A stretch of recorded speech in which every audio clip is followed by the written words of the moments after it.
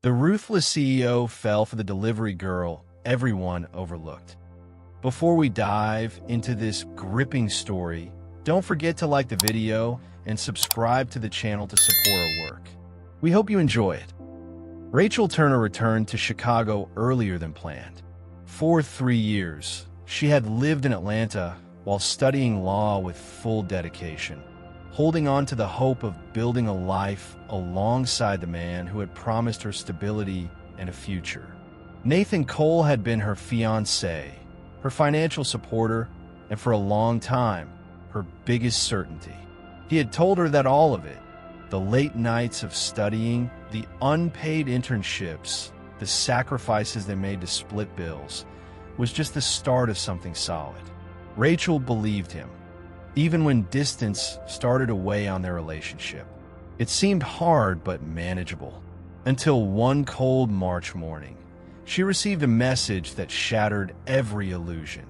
Nathan was about to marry someone else. No explanation, no attempt to talk. Just a link to a digital wedding invitation where her name and any trace of their shared past had been erased without hesitation. In shock, Rachel caught an interstate bus and returned to Chicago with a single suitcase, clinging to the hope that it was all a mistake or some kind of misunderstanding. But when she arrived at the Cole estate in North Shore, what she found was a house in full wedding prep, decorators coming and going, and Nathan right in the middle of it all, smiling like he didn't have a single thing to explain. He met her at the door with the cold detachment of someone answering a customer satisfaction survey. He said he wasn't expecting her return and that she should be focused on her studies. Frozen, Rachel tried to make sense of what she was seeing. Boxes of flowers, fabric samples, envelopes with the new bride's name printed in gold foil. She asked what it all meant, but Nathan looked away, opened a side drawer, and pulled out a return ticket to Atlanta. He also handed her 2 envelopes with cash. This should cover what you need for a while. Eventually, you'll understand this life. It wasn't meant for you, he said, with the calm tone of someone used to closing deals without raising his voice. Rachel took the ticket but refused the envelopes. She said she didn't want his money. She left with only what she had on her, and an expression that hurt more than any insult. There was no scene, no crying, just a quiet dignity that contradicted the storm inside her. As she walked down the steps of that house, Rachel was no longer the woman who believed in future promises. She was someone who had to start over. No support, no name, no safety net. In the days that followed, the blow hit harder than she expected. Her resume was turned down at every law firm she applied to for an internship or a position. Professors who used to be supportive stopped replying to her emails. Former classmates looked the other way in the hallways. Gradually, she realized that Nathan hadn't just ended their relationship. He had rewritten the narrative. Rumors were spreading about how she had used him to pay for her education, how she had manipulated the situation for personal gain. It was a convenient story, and worse, people believed it without question. With her reputation in ruins and unable to finish her final exams due to the emotional toll, Rachel watched all her doors close. She still had to pay rent, basic bills, food. She couldn't wait for justice or redemption anymore. So she took what she could get, a job as a food delivery courier for an app. The work was grueling, poorly paid, and didn't require references or a degree. Just a bike, a phone, and the will to cross the city, rain or shine. Chicago, with its biting wind and long gray days, became a different city to her. The streets were now her battleground. Rachel pedaled with determination, always with a backpack strapped to her back and headphones muting part of reality. Every delivery was a way to keep the basics running: electricity, gas, internet. Some neighborhoods made her nervous. Some stairs lingered too long, but she didn't back down. Until one particularly cold afternoon, she got an order for the top floor of Callahan Tower, headquarters of the Callahan Group, one of the biggest real estate conglomerates in the state. Rachel had no idea. She just followed the GPS. Upon arriving, she was stopped by a front desk employee who demanded formal authorization to go upstairs. While she tried to explain, a man stopped nearby and watched in silence. Tall, wearing a perfectly tailored dark overcoat, he didn't introduce himself. He simply noticed the way Rachel stood her ground politely despite being dismissed. When the bag slipped from her hands during the argument, he was the one who bent down to pick it up. He handed it back, looked her in the eyes, and, still without a word, gestured for her to be allowed through. The security guard didn't argue. Rachel gave a quick nod of thanks and walked out quickly, still unaware of who he was. Ethan Callahan saw the name Rachel Turner on the label of the paper bag. He didn't comment, didn't try to speak to her again in that moment. Later, back in his office, he left the meal on his desk and spent a few minutes staring at the package. The building was nearly empty. The silence around him contrasted with the small detail that kept him rooted in front of his desk. After a while, he threw the label in the trash, gathered his remaining documents, and left. At the reception, he simply passed through the glass doors, crossed the lobby with confident strides, and stepped into the elevator. Ethan Callahan wasn't the kind of executive who paid attention to things outside the company's scope. He ran the Callahan Group with laser focus, steering clear of personal entanglements and maintaining a near-mechanical discipline at all times. But the delivery girl who had calmly stood her ground at the tower's reception had somehow stuck in his mind. In the days that followed, between meetings, he began to notice a rise in internal meal orders, especially on the upper floors. It wasn't the sort of detail he usually tracked, but a passing comment from an assistant mentioned that deliveries had become unusually frequent around the same time each day. Ethan discreetly asked the front desk to start grouping those orders into fixed-time slots, citing internal logistics. He didn't mention Rachel Turner by name. He didn't have to. He knew food delivery apps assign drivers based on proximity and availability. And he also knew that if the order was placed at just the right time, there was a good chance it would land in her hands. Rachel, meanwhile, kept up her demanding routine, pedaling across Chicago with a heavy backpack and her phone clipped to her bike's handlebars. In recent weeks, she'd noticed an unusual pattern of deliveries to the same central area, always at similar times. The Callahan Group Tower showed up on her app map more than it should have. It wasn't typical to return to the same corporate building so often, but she didn't question it. The system gave the destination, and she followed it. On her third visit that week, she was greeted by a different receptionist, more direct. He handed her a temporary access badge and said the delivery needed to go personally to the 37th floor. Rachel found the procedure odd, but followed the instructions. When the elevator doors opened, Ethan Callahan was waiting in the hallway, no jacket, coffee mug in hand. He leaned casually against the wall, as if observing without any rush. When he saw her, he walked over and took the bag. "You've been more efficient than the catering services we've hired," he said while signing her phone screen. Rachel didn't reply. She just waited for the signature to process and turned to press the elevator button. Ethan took note of her silence. He was used to people trying to get close for a shot at something. Rachel, on the other hand, kept her distance from anything that could be seen as an invitation. There wasn't a hint of coldness, but a clear and practiced restraint. The kind of behavior learned by someone who's had to preserve their dignity in spaces that offered none. He didn't follow her. He just returned to his office and set the delivery bag untouched on his desk. That night, he asked the front desk to keep scheduling meal deliveries at fixed times throughout the week, citing system efficiency. The employee who placed the orders didn't question the change. As far as anyone was concerned, it was just an operational request. Rachel returned to the tower 2 days later. As she dropped off the order at the reception desk, She was handed an envelope along with her access badge. There was no name, just a handwritten note. "If you're up for a coffee, head to the rooftop. The key's at reception." She stood still in the lobby for a few seconds. It was obvious who had sent it. She could ignore it. The job was done, and she didn't owe anyone anything. But the tone of the note, simple and signed, "No pressure," made her hesitate. She took the key. On the top floor, the rooftop was empty. Ethan sat on a bench along the side, 2 thermal cups next to him.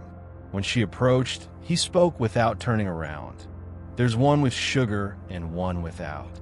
You pick." Rachel crossed her arms. "Do you always set up meetings like this?" she asked. He glanced over his shoulder and replied, "Actually, I don't usually set up meetings at all."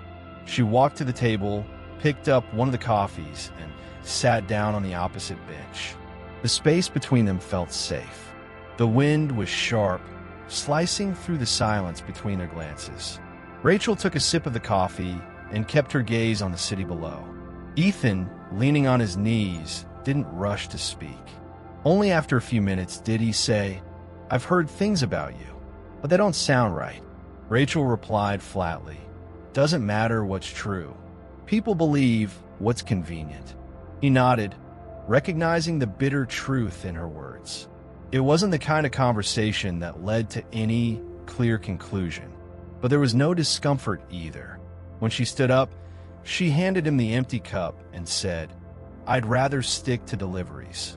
Ethan remained seated. He watched the terrace doors close slowly behind her. When the elevator sound faded, he stayed there for a while longer, the second cup still untouched on the concrete table. Rachel didn't return to the rooftop in the days that followed. She kept accepting whatever deliveries popped up in the app, even when the Callahan Group Tower appeared on the map more than once a day. She never declined the orders, but she didn't show any indication that their last meeting had changed her behavior. When she entered the building, her headphones stayed on, eyes fixed on her phone screen. She replied to the receptionist with short, clear answers and did only what was needed to complete the delivery. There was no sign she was open to anything outside protocol. Ethan, for his part, didn't leave any more notes or extend new invitations. He watched from a distance, never stepping in.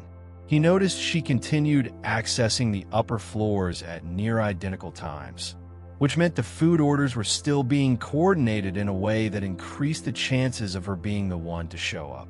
But even then, Rachel didn't waver. She did her job and left.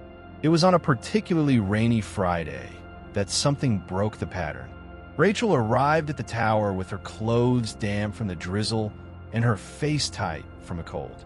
The app had assigned her a last-minute order, and when she walked into the lobby, she was stopped by a security guard who didn't recognize her. Even with the order number on the screen, he refused to let her through. Rachel tried to explain calmly, but the guard remained sharp and dismissive. One of the receptionists seemed unsure whether to intervene, until Ethan, who happened to be walking through the lobby on a call, stopped beside them.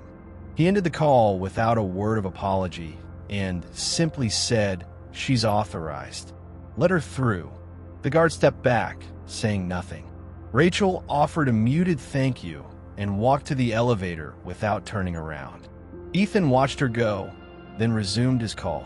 No one discussed the moment, but it didn't go unnoticed. Riding home, Rachel pedaled silently through waterlogged streets. She knew she shouldn't care about what had happened in the lobby, but the way he had stepped in stirred something she couldn't quite name. There was no grand gesture, no exaggerated kindness, just someone showing up at the right moment. No fuss, no theatrics. Still, she couldn't help but wonder how much of it was coincidence. Ethan Callahan didn't strike her as a man who did things without intent. And even though she was determined to keep a safe distance, it was getting harder to pretend there wasn't some kind of connection forming. Not exactly a pursuit, but a constant, quiet attention that skimmed just beneath the surface of her routine.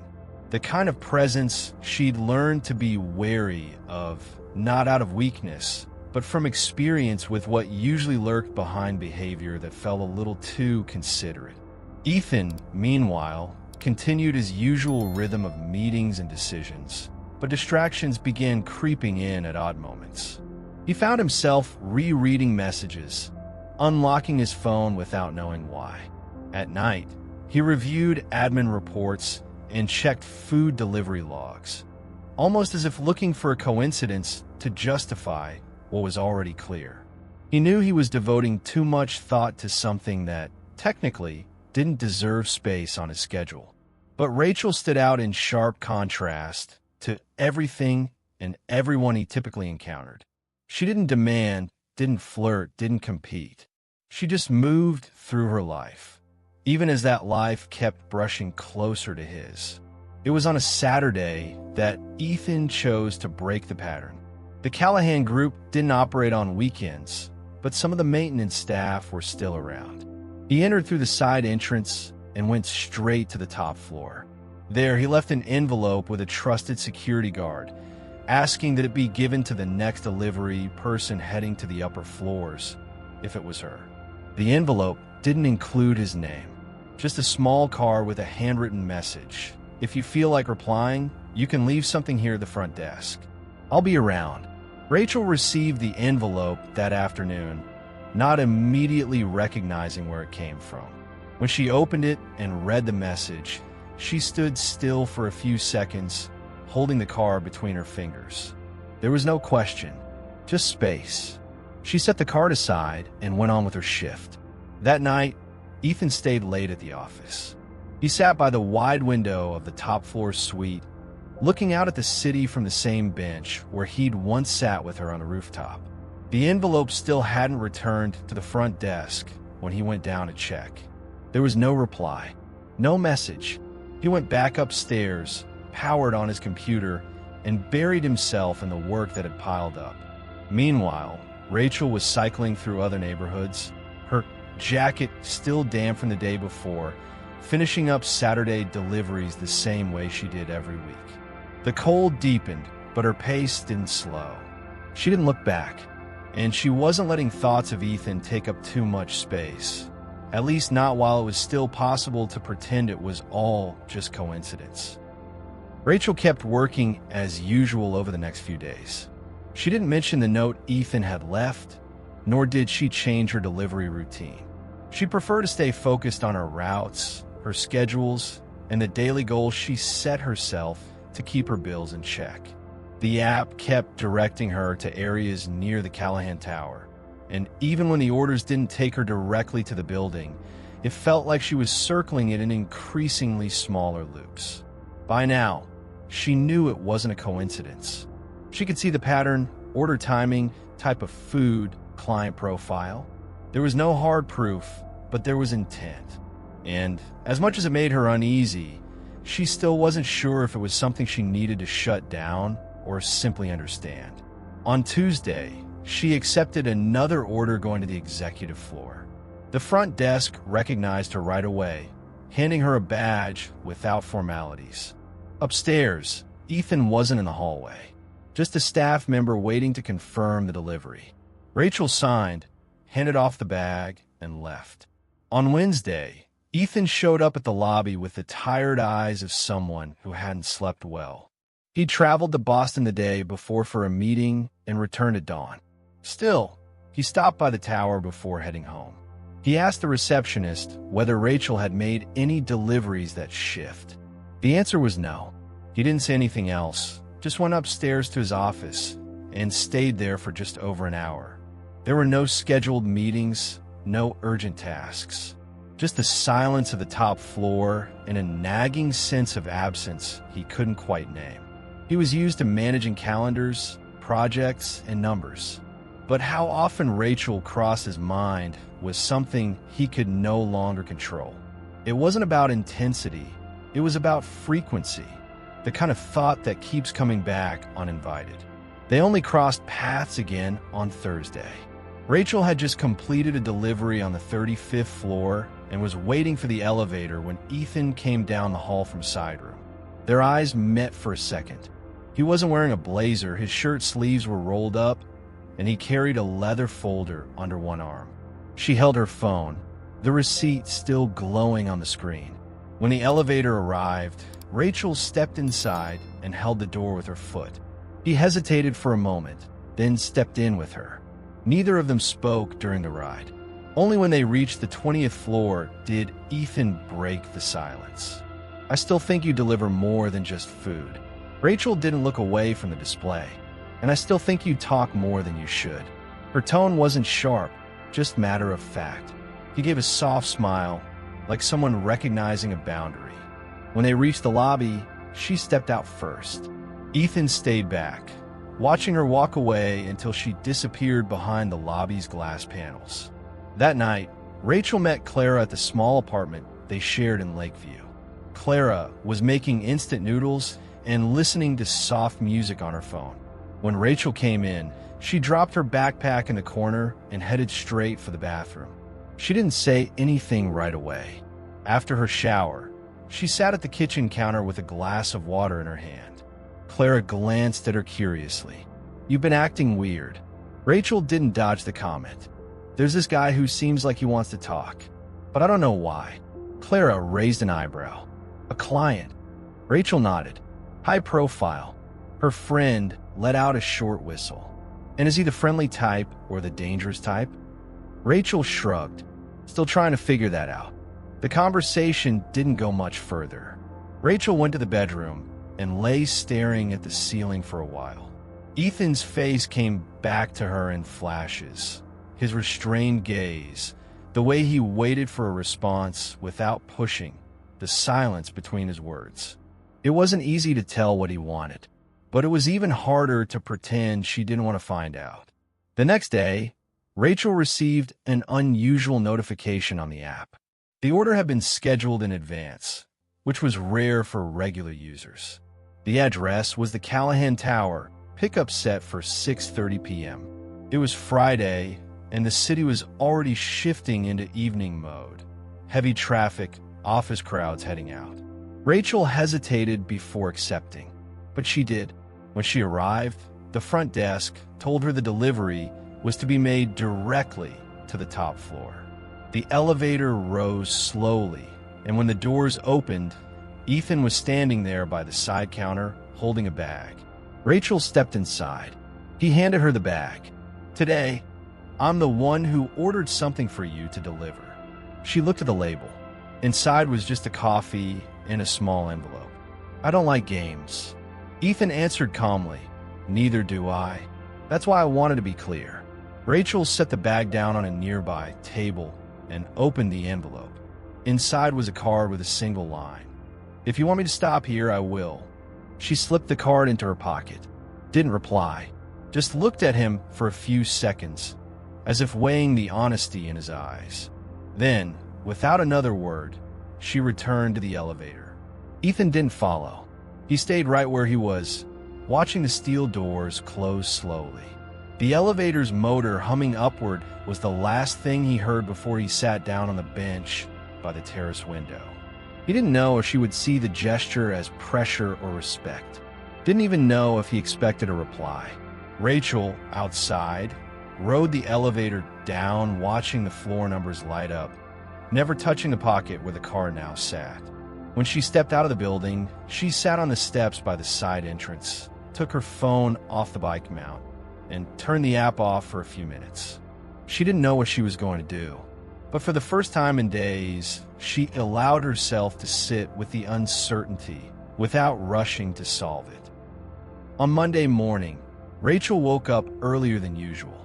It was still dark when she headed out on her bike, backpack strapped tightly and her phone mounted on the handlebars.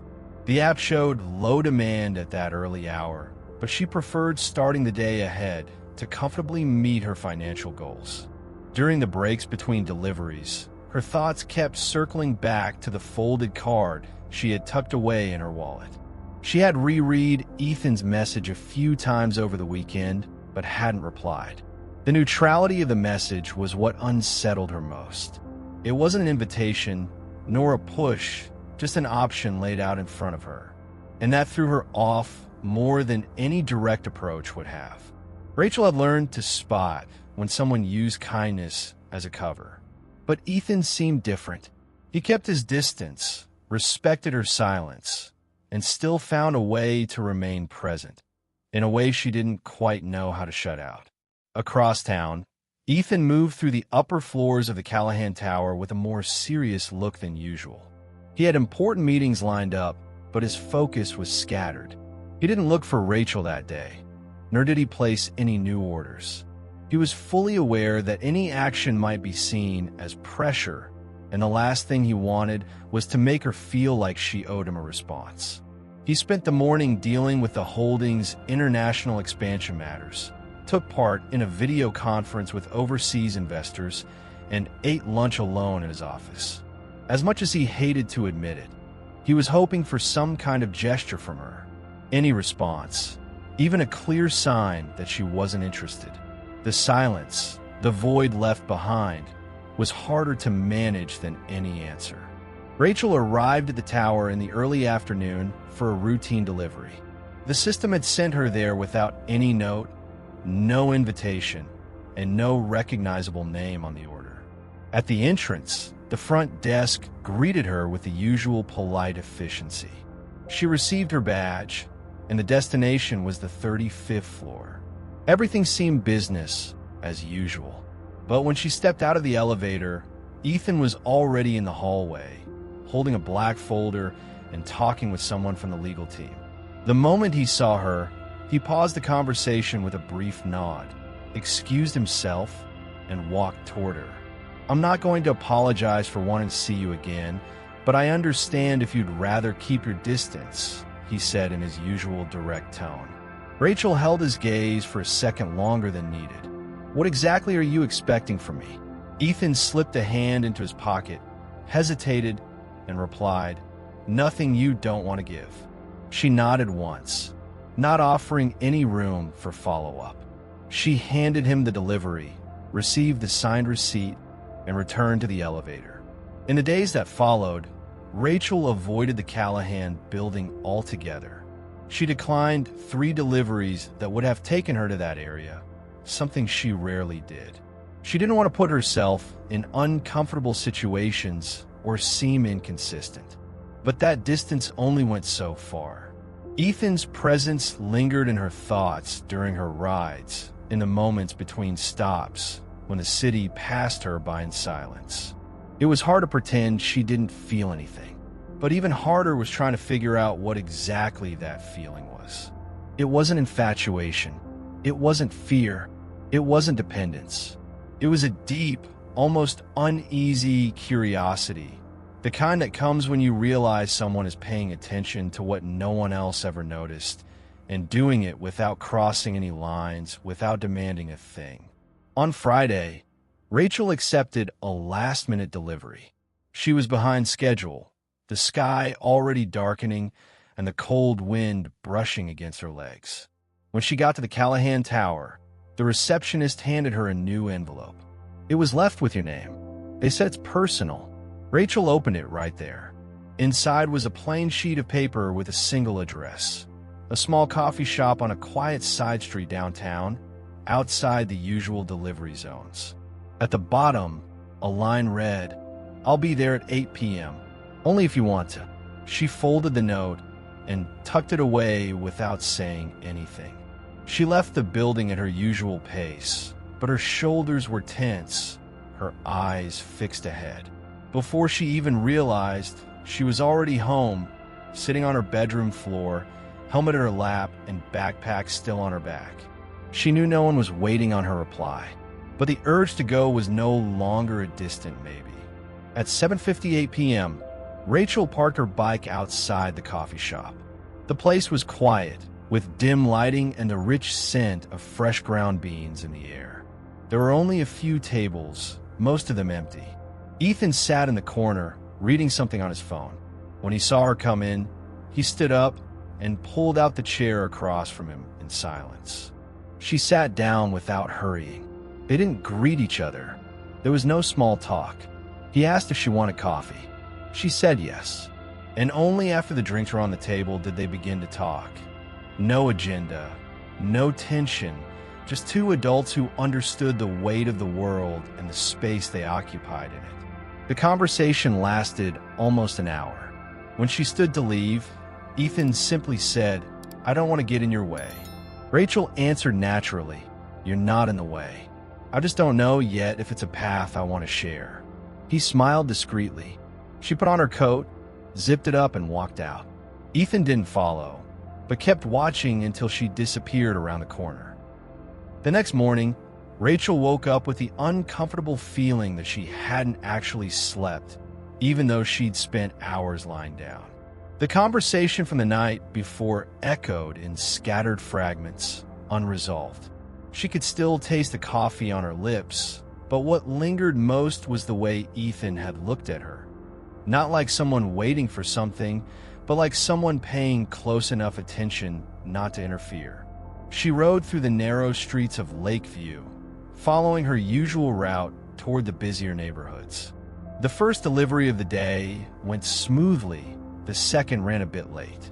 By the third, the app directed her once again to the central area. She hesitated for a few seconds, then accepted. It wasn't the Callahan Tower, but it was just 2 blocks away. The possibility of running into him hung in the air like a variable, but that wasn't what drove her. Rachel just wanted to get through the day without the pressure of having to decide anything right now. Ethan, on the other hand, arrived at the office with a lighter expression than usual. The coffee shop meeting hadn't brought him any answers, but it had created a kind of unspoken agreement. Rachel wasn't avoiding him, and he wasn't pushing. For someone used to controlling negotiations and leading complex strategies, this type of dynamic was unfamiliar. There were no contracts, no guarantees, just presence. And oddly enough, that calmed him. He crossed the lobby without stopping, went straight to the top floor, and dove into his morning meetings. In the middle of the afternoon, he received an internal notification. A delivery had been made to the 32nd floor. It was a routine order placed by the HR team. Ethan didn't go downstairs, but he did ask to see the delivery person's name. When he saw Rachel's name on the screen, he simply turned it off and slipped the phone back into his pocket. Knowing she was still nearby was enough. On Wednesday night, Rachel was helping Clara with dinner when her phone buzzed with a new message. It was from Ethan. A short, direct text. Friday, after 8 p.m. No address. You tell me where. Rachel stared at the screen for a few seconds before replying. She typed the name of a small pizzeria in the Pilsen neighborhood, a place she liked to go to on her nights off. It was modest, quiet, with dim lights and waiters who didn't ask questions. By the time Friday came around, she wasn't thinking of the meetup as an actual date. But after her last delivery and a quick stop at home to change, she chose a long-sleeve top and dark jeans. Her hair, tied back in a casual knot, reflected the same effort not to appear too interested or too indifferent. Ethan was already there when she arrived. He was seated at the back table, away from the entrance, a bottle of water on the table. When she walked in, he stood, held out her chair, and waited for her to sit before returning to his seat. There were no wide smiles, no compliments. He asked if she wanted wine. She said she preferred water. They ordered their food, and, while they waited, talked about simple things. The neighborhoods Rachel knew in the city, the places Ethan had grown up, the music each listened to on the way to work. The conversation flowed like a shallow stream, steady and calm. But there was a quiet tension in the air, not between them, but between the different worlds they carried with them. He spoke easily about travel, business, high-stakes decisions. She listened, but kept her feet firmly on the ground, refusing to buy into any fantasy that being close to a rich man could change the reality she knew all too well. After dinner, Ethan offered her a ride. Rachel declined. She said she'd come by bike and preferred to ride back. He didn't argue. They left the restaurant together, walked to the corner, and stopped by the post where she'd locked her bike. "I like you," he said simply, "but I won't push if it drives you away." Rachel held the handlebars and looked at him. I like being with you. I just don't know what to do with that yet. Ethan nodded. He didn't try to touch her. He just said, "That's okay. I'll wait." Rachel smiled for the first time that evening. A small, quiet smile. She climbed on her bike, fastened her helmet, and rode off slowly without looking back. Ethan stayed at the corner for a few more minutes, watching the trail of her bike disappear between the cars. He knew this kind of relationship didn't fit into any strategic outline. But even so, it was the one project he had no intention of walking away from. The next day, Rachel resumed her deliveries with the same focus as always. But there was something different in the way she saw the streets. As if for the first time in a long while, there was someone seeing her without rushing, without demands, just willing to stay nearby. And while she still didn't know what to do with that, she no longer felt the need to deny that she wanted to find out. Rachel hadn't told anyone about the dinner at the pizzeria. She carried on with her deliveries in the following days, sticking to her usual routine and trying to keep her thoughts in order. Clara, her roommate, noticed the difference in her expression but chose to respect her space. Their conversations became more occasional, and Rachel kept them focused on routes, delays, and daily targets. She didn't want to overanalyze what she was feeling. She figured it was still too early, or maybe she was afraid of losing control of the narrative. The truth was, Ethan hadn't pushed for anything, and that made him harder to ignore. He kept appearing in her thoughts at the most random times, like background noise she wasn't sure she wanted to silence or turn up. On Wednesday that week, Rachel got a surprise delivery to the Callahan Group building, but this time it was for the legal department. Unusual. She went up as usual, dropped off the order, and on her way back to the lobby, the front desk informed her that Mr. Callahan had left an envelope with her name on it. Inside was just a card with a handwritten message. "You shouldn't be making deliveries. Talk to me, no rush. Room 3801. Rachel paused for a few seconds. She didn't respond immediately. She tucked the note into her pocket and spent the rest of the day wondering if it was worth going. The next morning, she decided to accept the invitation. She went up to the floor indicated and was greeted by an assistant who led her to a smaller, more informal room than the main meeting spaces. Ethan was already there, his posture as composed as ever, though without the suit. He wore a dark blue shirt with the sleeves rolled up and looked more tired than usual. He asked her to sit and, without much preamble, placed a folder with some printed documents on the table. "I know you studied law. Atlanta, you interned at Garrison and Hale.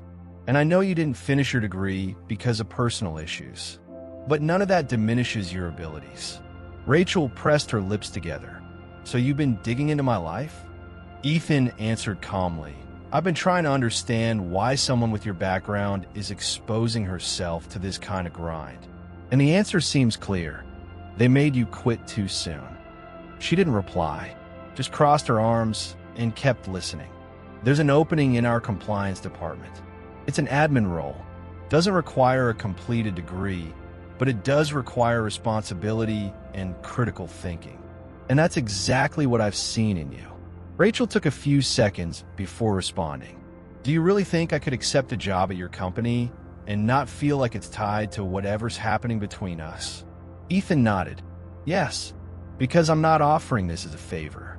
I'm offering it because you have the background, the experience, and, based on what I've seen firsthand, the intelligence to handle pressure.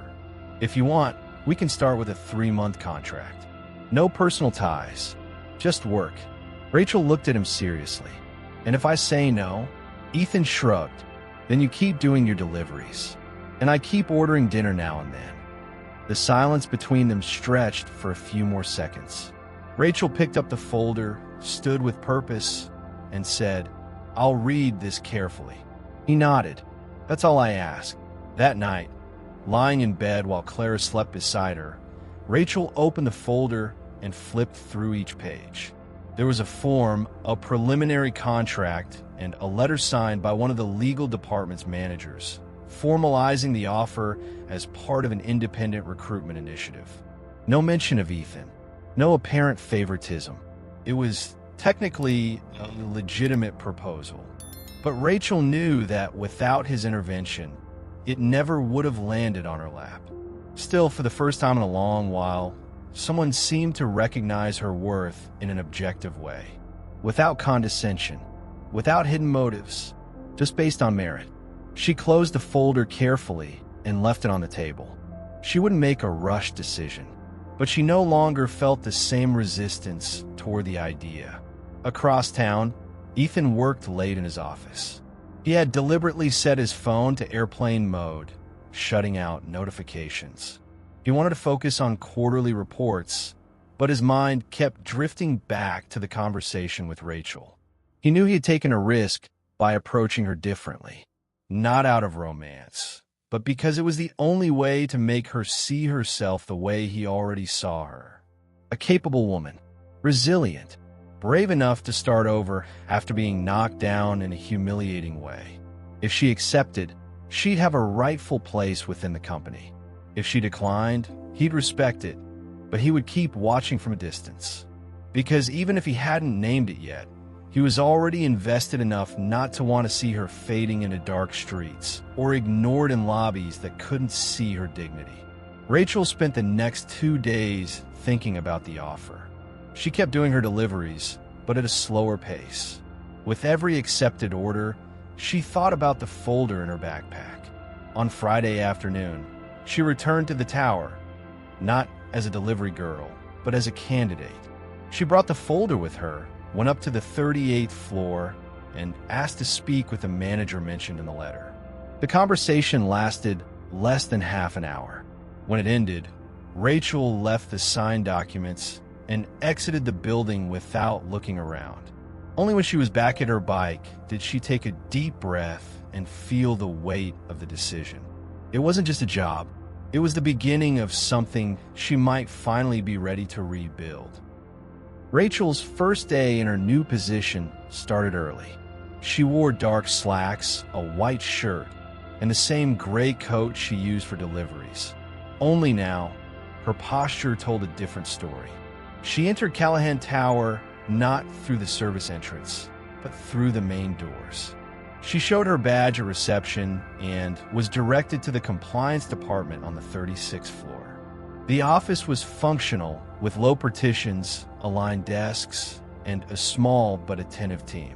The manager, a woman with a firm voice named Laureen Becker, quickly introduced her to the processes and handed over a binder with the main internal protocols.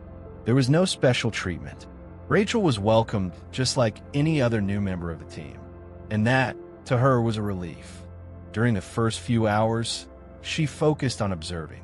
She read old reports carefully, analyzed the structure of previous assessments, and took notes on anything she didn't fully understand. It was a professional environment, demanding and fast-paced, but there was also room to learn. Laureen let her work quietly until the end of the day, without unnecessary interruptions. Rachel ate lunch alone in the cafeteria and returned straight to her desk, as if trying to prove to herself that she deserved to be there. Ethan didn't show up, and even though she knew he was probably following everything from afar, she preferred it that way. She wanted to be recognized for her skills, not her backstory. At the end of the day, Rachel took the elevator down with other employees. She walked through the lobby with confident strides and only slowed down once she stepped outside. Chicago's biting wind hit her face hard, a reminder that the outside world remained as tough as ever. But something inside her had shifted. No more deliveries between honking horns and wet stares. Now she carried a notebook, a badge, and a defined role. When she got home, Clara greeted her with restrained enthusiasm. "Well," Rachel smiled, dropping her bag onto a chair. It was intense, but I didn't fall apart. Clara poured 2 mugs of hot tea. There was no celebration, no toasts, just the kind of silence that comes with mutual respect. On the second day, Rachel arrived even earlier. She had laid out her clothes the night before and studied technical terms from the company manual. On the train, she reviewed notes on her phone. When she walked into the office, Lorene handed her a set of documents to review. It was a contract with a third-party company involved in a major bidding process. Rachel spent the morning analyzing each clause, identifying inconsistencies, and jotting down questions. When she presented her notes to the manager, she received a sincere look of approval. Few people caught that in the previous versions, Lorene commented before forwarding her feedback to the legal team. Rachel returned to her desk with the sense that she was truly building something. That afternoon, Ethan appeared in the department. He walked past workstations with a subtle nod and stopped near Lorene's office, chatting briefly with the manager. Rachel saw him from a distance, but kept her focus on her typing. Ethan didn't approach. It wasn't the time. Shortly after, once the conversation ended, he left the floor without disturbing the workflow. His visit was brief, but it left a quiet buzz of anticipation in the air. Rachel continued reviewing documents until the end of the day. As she left, she received a simple text on her phone. "The look you gave me today made me proud." She read it and put her phone away without replying. She needed time, but she knew something was shifting, firmly and unmistakably. Over the following days, Rachel settled into her new routine. She started interacting more with colleagues, contributed ideas during weekly meetings, and showed an ease in spotting contractual inconsistencies. Lorene began to trust her critical eye, assigning tasks with increasing levels of responsibility. Ethan, for his part, kept a professional distance. They didn't cross paths again that week, but his presence was felt. Rachel knew it, and for the first time, she didn't feel intimidated. She was beginning to see that she truly belonged there, through competence, through resilience, and maybe soon, through choice as well. On Saturday, Rachel woke up with no urgency. There were no deliveries to make, no documents to review. She walked to a coffee shop near her apartment, sat by the window, and watched people go by. She thought about everything that had changed in recent months, the disappointments, the silences, the steps she climbed, and about that man who remained present, even without crossing any lines. She took out her phone and typed a short message. "Do you still like Saturday coffee?" She hit send, and even before the reply arrived, she knew something new was already starting to unfold. By her third week on the job, Rachel was starting to feel like part of the team. She no longer had to consult the manual for every new task, nor did she feel out of place during meetings.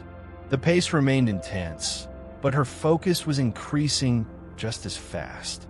Lorene, her supervisor, began assigning her more complex tasks, trusting her judgment to handle confidential documents. Rachel, in turn, remained reserved but not distant. She participated in discussions with growing confidence, raised important questions clearly, and made herself heard without ever raising her voice. It was a kind of growth that didn't come with applause or overt praise, but with the clear sense that she was no longer just a promising newcomer. She was becoming someone others looked to for guidance. Ethan continued to follow everything from distance. He had requested performance reports from the administrative departments and skimmed through general notes that didn't name names but gave insight into how the team was performing. When her name came up in email chains between supervisors, a single line was enough to know Rachel was still standing out. He avoided any gesture that might be seen as favoritism. For that reason, he didn't call her, didn't seek her out, didn't cross her path in the hallways. Only once, after a meeting with the legal team, he caught a glimpse of her walking across the lobby with a folder in her hands. She didn't see him, but he stood there for a few seconds, watching until she stepped into the elevator and disappeared. At the end of that week, Rachel was assigned to review a cooperation agreement between Callahan Group and a nonprofit involved in community services. The document required cross-checking financial data and identifying tax exemption clauses. During the review, she spotted an inconsistency in one of the disbursement conditions. Without hesitation, she documented the issue and attached it to the internal report. The next morning, Laureen called her in to discuss the matter. The meeting lasted 15 minutes. When she left the room, one of the coordinators casually remarked that her note had helped prevent a potential issue with the tax department. Rachel simply nodded, but back at her desk, she jotted down a note in her pad. When you get it right, the noise fades. It was the proof she needed that her place there wasn't charity, it was earned. On Saturday, she and Clara strolled through a street market in Logan Square. They bought fruit, sat on a wooden bench, and shared a slice of carrot cake with chocolate frosting. Clara used the moment to ask, "So, you and the mysterious CEO?" Rachel laughed with a mouthful. "There's no CEO thing. He offered me a job. I took it. Now I work. That's all." Clara raised an eyebrow, clearly not buying it. "You talk about it like it's so simple." Rachel shrugged. "I need it to be." The subject didn't go any further. But Rachel's faint smile showed that, even as she tried to keep control, part of her had already given in to the curiosity about that man who remained distant, but never quite absent. The following Monday, Rachel found an envelope on her desk when she arrived. Small, unbranded, with her name written by hand. Inside was a simple card, 40th floor meeting room, today, 6 p.m., not about work. She put the note away without showing any reaction. She worked the entire day without saying a word to anyone.